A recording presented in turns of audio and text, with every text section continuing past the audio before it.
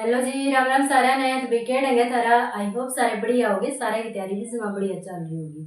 तो भाई आज की अपने इस वीडियो में आप करेंगे जो हरियाणा की दक्षिणी भाग की नदियां है ना, वो करेंगे। भाई उत्तरी हरियाणा की अपन सारी नदियां कंप्लीट कर ली थी, आज हम करेंगे दक्षिणी हरियाणा की नदियां। और आज वो टॉपिक कंप्लीट हो जाएगा तो ट्रिक के माध्यम से याद करेंगे। कोशिश करूंगी कि वीडियो में आपको याद हो जाए, एक्स्ट्रा आपने कुछ भी पढ़ने की जरूरत नहीं पड़े। ठीक है, ट्रिक के माध्यम से याद करवाऊंगी। तो चलिए भाई स्टार्ट करते हैं। देखो भाई जल्दी जल्दी मार्कर नहीं दे खड़ी होगी, मार्कर हटा लिया एक बार। तो भाई दक्षिणी हरियाणा की नदियां, ठीक है, दक्षिणी हरियाणा की नदियां। तो सबसे पहले आती है साहिबी नदी, जो कि काफी इंपॉर्टेंट है, उसके बारे में पढ़ लेते हैं कि राजस्थान से निकलती है। एचएसएससी ने पहले पूछा भी है प्रश्न कि राजस्थान से कौन सी नदी निकलती है। ठीक है, और ऑप्शन में क्या दे रखा था, साहिबी दे दिया और यमुना, मारकंडा, घग्गर ये दे दी। ठीक है, तो आपको पता है वो उत्तरी भारत की नदियां हैं। ठीक है, तो इसलिए साहिबी ये बचती थी, तो साहिबी राजस्थान से निकलती है। ये एचएसएससी ने पूछा हुआ है। तो राजस्थान से निकलती है भाई कौन सी नदी, साहिबी नदी। याद कैसे रखोगे भाई, साहब, साहिबी मैंने साहब, साहब जो होता है, जो मतलब अफसर बाबू जिसको साहब बोलते हैं, साहब क्या करता है, राज करता है ना सब पे, उसका कहा हर कोई मानता है, किसी पे भी कुछ भी करवा देता है। तो जो साहब होता है वो राज करता है। साहिबी नदी जो साहब होता है वो राज करता है। तो कहां से निकलती है, राजस्थान से निकलती है। और राजस्थान में प्रॉपर कहां से निकलती है, अरावली में बहरोड पहाड़ियों से, अरावली में बहरोड पहाड़ियों से निकलती है। और ये जो सारी जगह है ये कहाँ पे, सीकर जिले में। ठीक है, कहाँ पे है भाई, सीकर जिले में। अगर ये सारी चीजें ना देखे, आपको डायरेक्ट ये देखे दे दे कि सीकर जिले से कौन सी नदी निकलती है, तो वो भी कौन सी निकलती है, अपनी साहिबी नदी निकलती है। सहसे सीकर, सहसे साहिबी नदी। ठीक है, तो अरावली में बहरोड की पहाड़ियों से निकलती है, जो कि सीकर जिले में है। आगे देखो, हरियाणा में एंट्री कहाँ से होती है इसकी, हरियाणा में कहाँ से एंट्री होती है, कोट कासिम, रेवाड़ी से। रेवाड़ी के अंदर है कोट कासिम नामक जगह, वहां से एंट्री होती है। तो याद कैसे रखोगे भाई, साहिबी साहब है, वो साहब क्या करेगा, कोट पैंट पहन के रखेगा। ठीक है, जो अफसर बाबू होते हैं मोस्टली आप उनको किस में देखते हो, कोट पैंट में देखते हो। तो अफसर होता है, जो साहब होता है, वो क्या पहनता है, कोट पहनता है। तो साहिबी नदी भी हरियाणा में कहां से एंट्री लेती है, कोट कासिम रेवाड़ी से। आगे देखो, इस पे बांध कौन कौन से हैं, इस पे है मसानी बैराज, जो कि धारूहेड़ा के पास है। कौन सा बैराज है, मसानी बैराज। कौन सा, मसानी बैराज। मसानी मतलब कि भाई मैं घड़ी सियानी हूँ, ठीक है, या फिर मसानी को मसासी, मसासी याद कर लियो। मसासी क्या होता है भाई, बहुत मुश्किल। ठीक है, बहुत मुश्किल। तो अगर कोई सांप बन जाए, उस तो क्या है भाई, इतने के ऊपर तैयारी करी थी, बता दे रहे हैं, तू सांप बन गया, हम भी तैयारी कर ले, हम भी कुछ बन जाओगे। तो अगला क्या होगा, भाई बड़ी मेहनत करी थी, कति मस्यासी बना हूँ।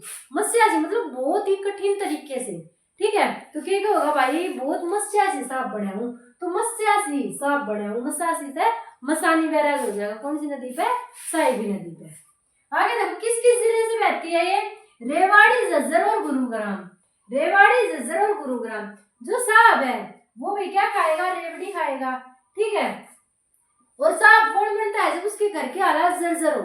अगर उसको आगे से आगे बच्चे को हर चीज अवेलेबल कराई जाए, तो बच्चा एक अच्छी रैंक पे नहीं पहुंच सकता।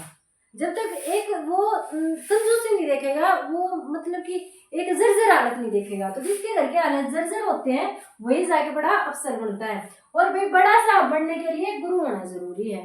ठीक है, तो गुरुग्राम तो 3 जिलों से होकर गुजरती है, रेवाड़ी, झज्जर और गुरुग्राम में। टोटल इसकी लंबाई कितनी है, 198 किलोमीटर। टोटल लंबाई कितनी है, 198 किलोमीटर। याद कैसे रखोगे भाई, रेवड़ी साहब जी रेवड़ी खाते हैं, और भाई उनके घर के हालात जर्जर है, इसलिए वो क्या बने, साहब बने। और भी साहब बनने के लिए गुरु की आवश्यकता तो होती है, तो गुरुग्राम होगा। आगे है दक्षिणी सीमा पर बहने वाली अंतिम नदी, जो हरियाणा का दक्षिणी छोर है। ठीक है, जो हरियाणा का दक्षिणी छोर है उस पर बहने वाली अंतिम नदी कौन सी है, अपनी साहिबी नदी। ठीक है, कौन सी नदी है, साहिबी नदी। भाई किसी भी फील्ड में चले जाओ, सबसे ऊपर क्या होता है, साहब होता है, अफसर होता है। तो अंतिम छोर पे कौन सा होता है, अफसर होता है। तो दक्षिणी हरियाणा की, अगर दक्षिणी हरियाणा की अंतिम नदी पूछी जाए तो कौन सी है भाई, अपनी साहिबी नदी है। एक भाई दिल्ली में इसको नजफगढ़ नाले के नाम से जाना जाता है।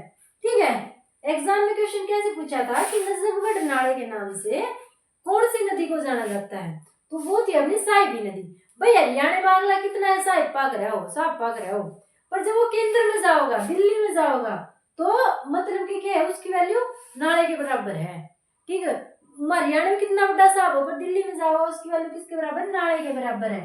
तो हरियाणा में जो साहिबी नदी है वह दिल्ली में जाकर उसका नाम क्या हो जावा है, नजफगढ़ नाला। ठीक है, नजफगढ़ नाला। एक नदी हुई भाई कंप्लीट। आई होप आप सारा के याद होगी। आगे देखो, इंदौरी नदी। तो इंदौरी नदी का उद्गम कहाँ से होता है, मेवात की पहाड़ियों से। ठीक है, मेवात की पहाड़ियों से होता है। प्रॉपर गांव पूछा जाए तो इंदौर गांव में, कोई ट्रिक लगाने की जरूरत है नहीं, इंदौरी और इंदौर। ठीक है भाई, इसका प्रवास स्थल कौन सा है, नूह, रेवाड़ी और पटौदी। नूह, रेवाड़ी और पटौदी से ये गुजरती है। नूह, रेवाड़ी और पटौदी से ये गुजरती है। और भाई आगे जाके साहिबी नदी में मिल जाती है।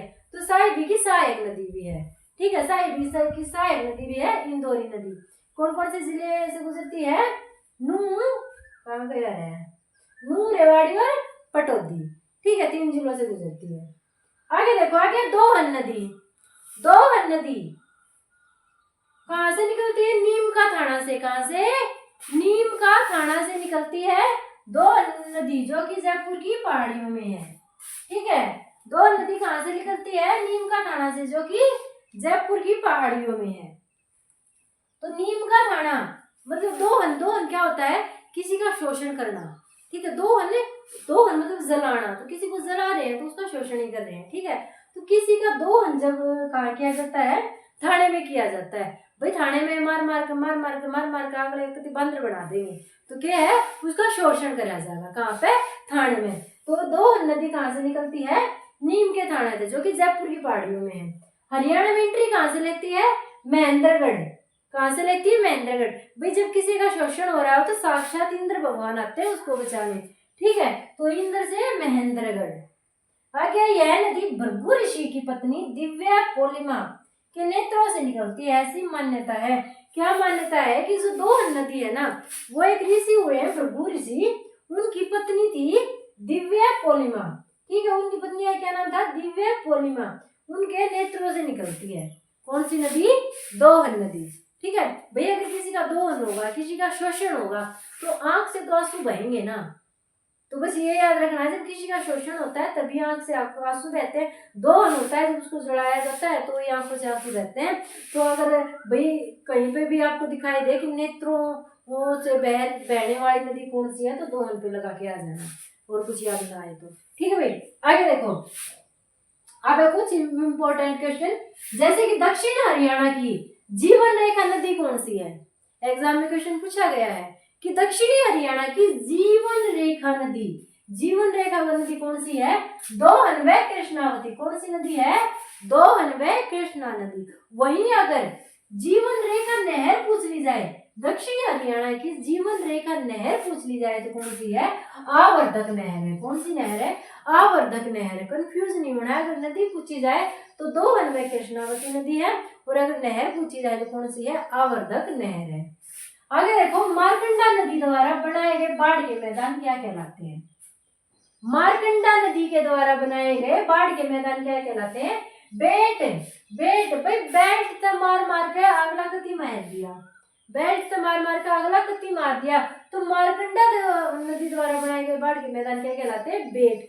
पिछले में क्या करवाया था उत्तर हरियाणा की नदियों में, कि घग्गर नदी द्वारा बनाए गए बाढ़ के मैदान क्या कहलाते हैं, क्या कहलाते हैं, नेल्ली।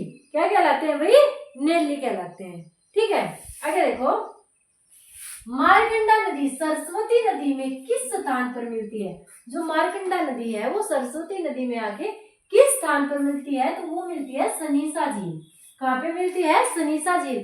सनीसा झील में आके दोनों नदियां मिल जाती हैं, मारकंडा नदी भी और सरस्वती नदी भी। आगे देखो, यमुना नदी गंगा में कहाँ मिलती है। जो अपनी यमुना नदी है वो गंगा में है, कहाँ पे आके मिलती है, तो कहाँ पे मिलती है, इलाहाबाद में। कहाँ पे मिलती है भाई, इलाहाबाद में गंगा नदी यमुना नदी में आकर मिल जाती है। आगे देखो, यमुना द्वारा बाढ़ प्रवण क्षेत्र के निचले हिस्से को किस नाम से जानते हैं? मतलब यमुना जो बाढ़ लेकर आवा तो उसका जो निचला हिस्सा है उसको किस नाम से जानते हैं? खादर के नाम से। किसके नाम से? खादर के नाम से जानते हैं। आगे देखो, हरियाणा के हनुमान चट्टी में हनुमान गंगा का मिलन किस नदी में होता है? ये सारे भी प्रीवियस ईयर में आएंगे, क्वेश्चन लेके आई हूँ मैं आपके लिए, ठीक है। तो भाई ऐसे से रिपीट करती हुई क्वेश्चन, तो ये भी रिपीट होने के काफी चांस है। हरियाणा के हनुमान चट्टी में हनुमान गंगा का मिलन किस नदी में होता है? यमुना नदी में। किस नदी में होता है? यमुना नदी में होता है भाई। हरियाणा की सबसे छोटी नदी पूछी जाए तो कौन सी है? थापना नदी। हरियाणा में विलुवाई क्या थाप्याग्रह? गोस्से, थेपड़ी, ठीक है। न्यू गोबर लेकर पट्टा पट करके न्यू मारे दीवार कर देगा, ठीक है। तो क्या थाप्याग्रह? गोस्से थाप्याग्रह। तो याद रख लियो, हरियाणा में गोस्से थाप्याग्रह। तो सबसे छोटी नदी कौन सी है? थापना नदी। और सबसे बड़ी नदी कौन सी थी? यमुना नदी। उद्भव इसका कहाँ से होता है? थापना नदी का मजाद गांव यमुनानगर से।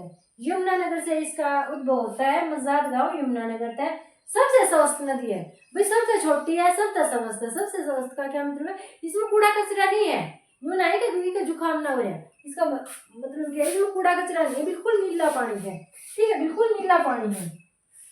और ये हरियाणा की एकमात्र स्व प्रवाहित नदी है।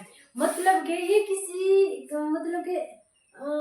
की सहायता नहीं लेती, ये खुद से ही बहती है। तो स्व प्रवाहित नदी हरियाणा की एकमात्र कौन सी है? थापना नदी है भाई। लोग किससे पे डिपेंड नहीं रहती। जब चमासा हो जाए गर्मी, अपने आप को गोबर में थाप ले, ठीक है। तो थापना नदी भी क्या है? स्व प्रवाहित नदी है, किसी की जरूरत नहीं रहती। तो ये थी भाई हरियाणा की, दक्षिणी हरियाणा की नदियां। यहाँ पे आपका नदियों का टॉपिक होता है कंप्लीट। उत्तर हरियाणा की होगी, दक्षिणी हरियाणा की होगी। अब नेक्स्ट वीडियो नेक्स्ट टॉपिक के लेके आऊंगी। तो भैया अगर वीडियो पसंद आई हो तो लाइक और शेयर कर देना, चैनल को सब्सक्राइब कर देना। Thank you. जय भारत।